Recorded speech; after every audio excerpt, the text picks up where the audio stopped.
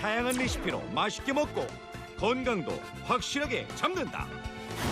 인터넷까지 뜨겁게 달군 식이요법. 20kg 감량과 건강을 동시에 키토제닉 식이요법. 키토제닉 식이요법이라는 것을 통해서 11개월 동안 이제 20kg를 뺐다. 건강이 좋아졌다. 네네. 지금까지 11개월간 오늘 알려드린 이 식이요법을 하고 있었는데요. 키토제닉 식이요법을 하고 체중이 20kg 줄어든 건 물론 장 건강도 좋아져서 배변 활동도 원활해졌고 또 피부 트러블이 심한 편이었는데 피부 트러블도 없어졌습니다. 또 몸이 가볍고 피로함도 전혀 못 느껴서 아침에 일어나는 게 힘들었는데 그런 것도 전혀 없어졌습니다.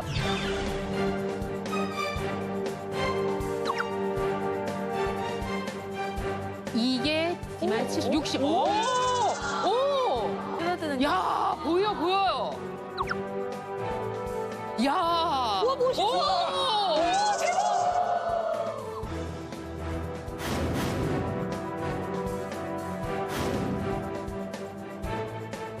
다이어트법의 하나로 알려지기 시작했지만 궁극적인 목적은 단순히 살을 빼는 게 아니라 적정 체중이 유지되는 건강한 몸을 만드는 겁니다. 탄수화물을 조금 덜 먹으면 좋다는 건 이해하겠는데 지방을 70%를 먹으면은 일부러 몸에다 나쁜 걸 덕지덕지 붙이고 살으라는 거랑 똑같은 건데 우리가 지금 지방 만들까 봐 탄수화물을 안 먹는 오히려 거네요. 그런 예. 설명드리도록 하겠습니다. 우리 몸은 탄수화물하고 지방이 있으면 그중에서는 탄수화물을 먼저 에너지 연료로 사용을 합니다. 그래서 평상시에는 탄수화물을 많이 섭취하면은 내 몸은 탄수화물이 많으니까 탄수화물을 먼저 쓰고 지방은 나중에 쓰자 하고서 인식하고 지방을 쓰지 않습니다. 그런데 키토제닉 식이요법은 한마디로 말씀드리면 탄수화물에서 지방으로 바꿔주는 겁니다. 그러니까 우리 에너지를 쓰는 것을 지방을 태워 쓴다는 말씀이시죠? 네, 에너지 원으로 이용하는 것을 탄수화물에서 지방으로 바꾸는 건데요. 네, 자세히 설명을 드리면요. 쌀이 주식인 일반적인 식사를 하시면 내 몸의 주 연료는 탄수화물이 됩니다. 보시는 것처럼 탄수화물을 주 연료로 쓰는 몸은 나무를 땔감으로 이용하는 것과 같다고 볼 수가 있는데요. 나무는 타고 나면 재가 남습니다. 마찬가지로 탄수화물은 연료로 이용이 되고 남으면 지방 형태로 체내에 저장이 됩니다. 지방이 나쁘고 뭐 콜레스테롤 문제도 생기고 이것저것 탄수화물보다 오히려 지방이 더 나쁘다 이런 인식이 있는 거 아니에요? 이런 키토제닉 식이요법 같은 경우에는 지방을 많이 먹고 탄수화물은 적게 먹는 식단을 하게 되면 어쩔 수 없이 우리 몸은 탄수화물이 없으니까 에너지원을 이제 탄수화물 대신에 다른 에너지원을 찾게 되는데 그것이 바로 지방인 것입니다. 그래서 탄수화물을 적게 섭취하면 중추신경계는 에너지가 부족한 상태로 인식을 해서 지방을 에너지원으로 쓰게 되는 거죠. 네, 이때 주 연료로 이용되는 지방은 기름에 비유해서 볼 수가 있는데요. 기름은 빠르게 연소되고 남김없이 사라집니다. 그렇죠. 태우면. 네, 마찬가지로 지방은 탄수화물하고는 달리 에너지를 쓰고 남은 것이 축적이 되지 않는다는 것입니다. 또 지방은 탄수화물보다 소화가 느리기 때문에 포만감도 오랫동안 유지하실 수 있는 겁니다.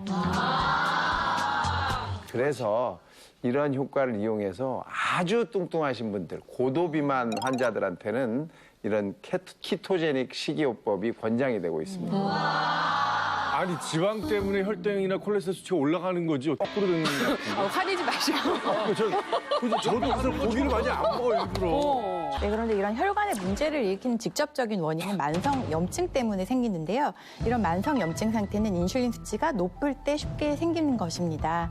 그러니까 탄수화물이 주요 원인이 될 수 있다는 거죠. 근데 물론 탄수화물과 지방을 같이 드시면 문제가 되실 수 있지만 키토제닉 식이요법 같은 경우에는 탄수화물은 안 드시고 지방 위주로만 드시기 때문에 인슐린 수치에 영향을 주지 않고 따라서 혈관에도 악영향을 주지 않는다고 볼 수 있습니다. 오늘은 드시던 걸 다 드시면서 아까같이 더 드시라 이런 얘기가 아닙니다. 식단을 완전히 바꾸는 문제에 있어서 그걸 기름으로 바꾸면서 이제 탄수화물을 완전히 줄이는 그런 방법이고요. 지금 뭐 사실은 저희가 그동안 알고 있었던 식이요법하고도 배치되는 것도 많이 있어요. 근데 수천 가지 식이요법이 사실은 어느 한 가지가 아닌 것은 그만큼 다양한 이론이 있고 질환이나 상태에 따라서 그렇죠. 우리가 선택할 수 있는 그런 게 중요하다는 거고요. 맞습니다. 오늘은 정말 새로운 의미에서 키토제닉 이 식이요법을 여러분께 소개해드리는데 실제로 그렇게 해서 살이 빠지고 그다음에 지금 건강한 상태를 유지하는 분이 계셔서 제가 이 방법도 그 하나로 새롭게 알려드리면서 식이요법의 좀 새로운 기전에 대해서 공부하고 있습니다. 근데 처음에 좀 괴롭지 않았어요? 처음에 탄수화물을 급격하게 5% 정도로 줄였을 때 어떠셨어요? 뭐 저는 원래 고기를 좋아하기 때문에 뭐 그거를 먹지 않아도 충분히 행복했어요. 차라리 닭가슴살이랑 고구마를 먹느니 삼겹살 먹는 게 더 행복했거든요. 예. 몸심뿐만이 아니라 어느 누구도 제대로 된 고지방 식이를 하시면 체중 감량에 도움을 받으실 수 있는데요. 미국 툴레인 의대 연구에 따르면 1년간 저지방 그리고 고탄수화물을 먹은 그룹과 고지방 저탄수화물을 먹은 그룹을 비교해 보았더니 저지방 고탄수화물을 먹은 사람은 체중이 1.8kg 정도 감량한 반면에 고지방 저탄수화물을 먹은 그룹은 5.3kg 정도 감량했다고 합니다. 네. 그게 어떻게 지방을 먹었을 때 남지 않고 다 태우게 되는 건지 또 그 과정 설명을 좀 부탁드릴까요? 네, 바로 케톤이라고 하는 물질 때문에 그렇습니다. 앞서서 우리가 키토제닉이라는 말 자체가 케톤이라는 말에서 유래되었다고 했는데요. 지금부터는 케톤이라는 것에 주목을 하셔야 됩니다. 우리 몸에서 당이 부족하게 되면은 간에서 만들어질 수 있는 물질인데요. 우리 몸의 주요 에너지원인 당분이 부족하게 되면 간에 저장된 글리코겐을 포도당으로 분해해서 처음에 사용을 하게 되고요. 그런데 이 글리코겐마저 고갈된 후에는 체내에 저장되어 있던 지방을 분해해서 지방산이 간에 있는 미토콘드리아로 이동을 하게 되고 이것이 이제 케톤으로 대사 분해되어서 에너지원으로 사용이 될 수 있게 되는 것입니다. 그러니까 정확하게 말씀드리면 탄수화물 대신에 케톤을 에너지원으로 쓰시는 거라는 것입니다. 따라서 지속적으로 탄수화물을 제한하고 고지방 식이를 하시게 되면 탄수화물 대신에 지방을 이용하게 되면서 케톤이 적정 수준에서 많이 분비되고 이로 인해서 우리 몸은 지방을 에너지원으로 사용하는 방향으로 완전히 돌아서게 됩니다. 그러니까 완전히 체질 바뀌는 거군요, 그렇죠. 말하자면. 네. 그래서 지방을 잘 태우는 몸으로 바뀌게 된다는 거죠. 키토제닉 식이요법 식단 가이드입니다. 보시죠. 자, 먼저 이제 탄수화물인데요. 설탕, 액상과당, 밀가루, 과일은 안 되고 현미 2분의 1공기 또는 백미 4분의 1공기. 4분의 1공기요? 네.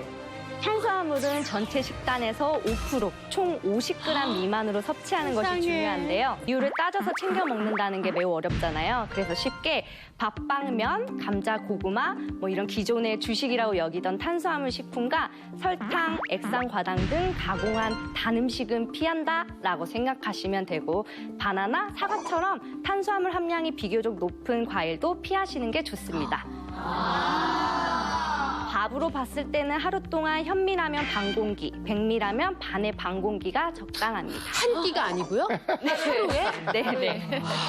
근데 탄수화물을 꼭 에너지원으로 써야 되는 부분이 있어요. 아주 중요한 뇌가 그런데 이 뇌의 탄수화물이 하루 필요량이 지금 여기 이 몸신께서 말씀하신 50g으로는 조금 부족할 수도 있습니다. 그래서 100g이 이제 적정량이어서 100g은 매일 먹어야 된다고 우리가 얘기하거든요. 근데 몸신이 50g을 먹으니까 나머지 50g은 케톤으로 만들어서 케톤이 뇌의 에너지원이 되는 거예요. 그러니까 탄수화물은 사실 우리 몸의 주 에너지원인 건 확실하죠. 그렇기 때문에 여러분들이 감량을 하고 싶으면 탄수화물을 무조건 오늘부터 50g만 먹어야지 이렇게 꼭 하실 필요가 없고 탄수화물을 내가 너무 많이 먹고 있는 건 아닌지부터 이제 생각해 볼 필요가 있고 그래서 많이 섭취하는 것을 줄여가는 것이 그게 좋은 방법일 것 같아요. 그래서 내가 지금 얼마나 먹고 있나부터 먼저 확인해 보실 필요가 있습니다. 네. 지방이 드디어 나왔는데 지방질이 많은 고기, 삼겹살, 연어, 천연버터, 바이오치즈, 생들기름, 올리브유, 견과류 나왔습니다. 지방을 전체 식단에서 70%로 많이 섭취하는 것인 만큼 네. 지방질이 많은 고기가 좋습니다. 그래서 소고기는 차돌박이, 등심, 또 돼지고기는 삼겹살, 항정살, 닭고기는 닭 허벅지살, 닭날개, 그리고 양고기, 오리고기 다 좋습니다. 좋은 지방 섭취가 중요한 만큼 가공육, 양념육보다는 첨가물이 적은 순수 고기로 드시고 해산물은 지방이 많은 연어가 좋습니다. 네, 버터나 치즈는 가공을 하지 않은 순수한 천연에 가까운 질 좋은 것이 좋습니다. 대개 목초를 먹인 소의 우유로 만든 그래스페드 버터를 많이 활용하고요. 저의 경우는 유당을 제거해 더 순수한 상태인 기버터를 선호합니다. 또 발효치즈가 좋은 이유는 우유 속 유당을 분해하지 못하는 사람도 발효식품인 치즈를 먹을 수 있는 경우가 많기 때문이고요. 식물성 기름은 생들기름, 올리브유도 섭취하는데 이 두 가지는 오메가6보다 오메가3가 훨씬 풍부해서 영양소 섭취 면에서 좋습니다. 근데요, 그 천연 버터, 뭐 발효 치즈 이러는데 이게 겉에 써 있는 게 아니잖아요. 네네. 어떻게 구분해야 되는 거예요? 보통 이제 천연 버터 그리고 가공 버터를 잘 구분하셔야 되는데요. 우유에 있는 유지방 함량이 80%가 넘은 것이 천연 버터고요. 또 가공 버터는 유지방 50%의 식물성유, 특히 뭐 팜유라든지 옥수수유 이런 것들을 가공해서 첨가한 것이 가공 버터입니다. 보통 이 식품 제품 보시면 거기 식품 표시 사항이 있어요. 거기에 축산물 가공품에 유형해서 거기에 버터라고 써 있으면 천연 버터고 가공 버터라고 써 있으면은 유지방에 여러 가지 식물성유가 이렇게 첨가물이 들어간 것이 이제 가공 버터로 되어 있습니다. 발효 치즈의 경우는 치즈에 이 배양액을 넣어요. 그러니까 효모를 넣는 거죠. 해서 발효를 시킨 다음에 이렇게 만든 것이 이 발효 치즈고요. 거기에 보면 성분표에 배양균이 들어가 있습니다.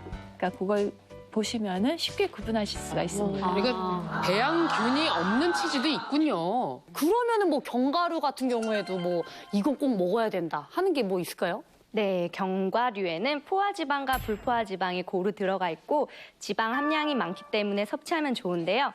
견과류에도 종류에 따라 탄수화물이 많이 들어있는 것이 있기 때문에 캐슈넛, 땅콩, 피스타치오 이런 것들은 피하는 것이 좋습니다. 이거 좋아하는 건데. 포도 이런 거. 네, 먹을 게 정말 많아요. 지금 이 식단이. 자, 세 번째 열어드리겠습니다. 식단 가이드 보시죠. 비타민과 미네랄을 위해서 채소는 모두. 채소를 드시는군요, 많이. 만약에 식단을 갑자기 바꿨을 때 그분이 안 찾아오나요?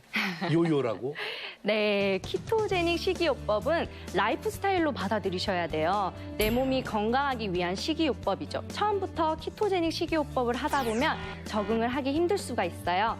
그래서 3개월 정도 키토제닉 식이요법을 하면서 내 몸에 거부 반응은 없는지 확인을 하면서 시작을 하시면 되고 간혹 키토제닉 식이요법을 하고 어지럽다는 분들이 계시는데요. 이건 체내 염분 농도가 낮아서 생기는 현상입니다. 키토제닉 식이요법을 하면 신장에서 염분 흡수를 잘하지 못해서 충분한 염분 섭취를 해주셔야 합니다.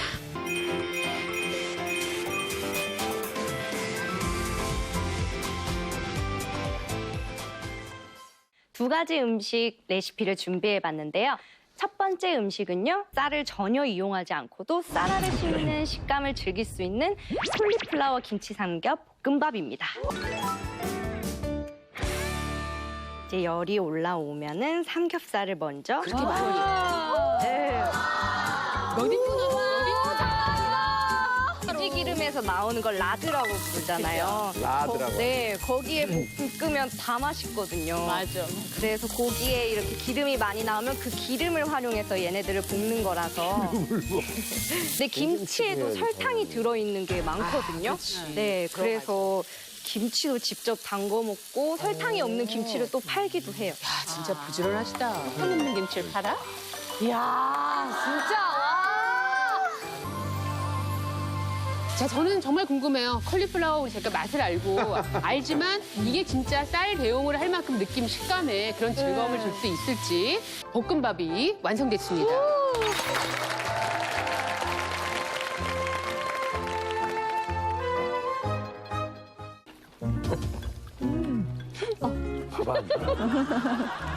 김치 볶음밥 그 자체죠? 네. 오도독오도독 씹혀서. 그리고 이렇게 삼겹살 먹으면서 죄책감 없이 이 비계 부위를 씹어보기는 참 오래간만인 것 같습니다.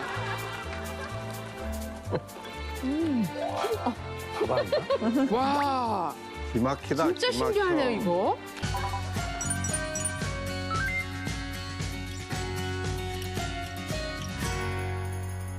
자, 레시피 궁금합니다. 이번엔 어떤 건가요? 네, 이번에는 식사 대용으로 간편하게 즐길 수 있는 초간단 저탄수 빵을 알려드리려고 합니다. 빵이네. 진짜 빵입니까? 진짜 빵이에요?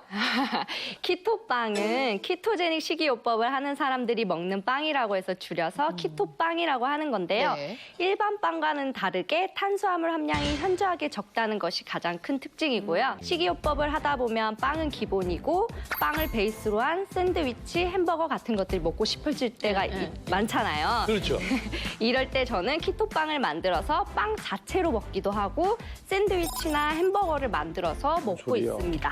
번거롭지 않고 전자레인지만 있으면 될 정도로 초간단하다는 겁니다. 오. 이건 아몬드 가루고요. 이거는 버터를 녹인 거, 계란, 그리고 소금, 이거는 베이킹 파우더. 이걸로 빵이 돼요? 네, 그냥 다 넣고 섞기만 하시면 돼요. 밀가루 없이. 이게 또 아까 컬리플라워가 저희를 쌀알로 그렇게 느끼게 했듯이 이거 아몬드 가루로 충분히 빵이 되는지 한번 보겠습니다. 이야.